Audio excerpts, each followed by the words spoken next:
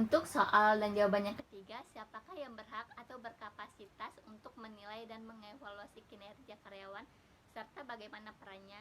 Peran yang berhak untuk menilai atau mengevaluasi kinerja karyawan yang pertama adalah manajemen sumber daya manusia.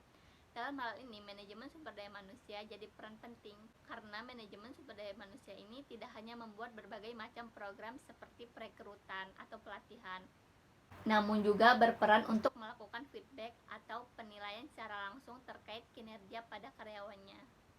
Yang kedua, karyawan itu sendiri. Karyawan di perusahaan tidak hanya bekerja di perusahaan, namun juga bisa melakukan penilaian terhadap kinerja yang dilakukannya. Sehingga dengan penilaian tersebut, karyawan akan mengetahui akan kinerja yang telah diberikan perusahaan, sehingga nantinya karyawan bisa melakukan perbaikan-perbaikan terhadap kinerjanya yang buruk di dalam suatu perusahaan. Yang ketiga, rekan kerja dari karyawan tersebut. Jadi, rekan kerja ini berperan untuk menganalisis atau melakukan penilaian terhadap kinerja karyawan. Misalnya, karyawan dapat bertanya kepada rekan kerjanya, dan rekan kerjanya bisa menilai akan kinerja yang dilakukan oleh temannya di perusahaan tersebut. Selanjutnya, yang berhak untuk melakukan evaluasi atau penilaian terhadap kinerja perusahaan yaitu pelanggan atau konsumen dari perusahaan tersebut.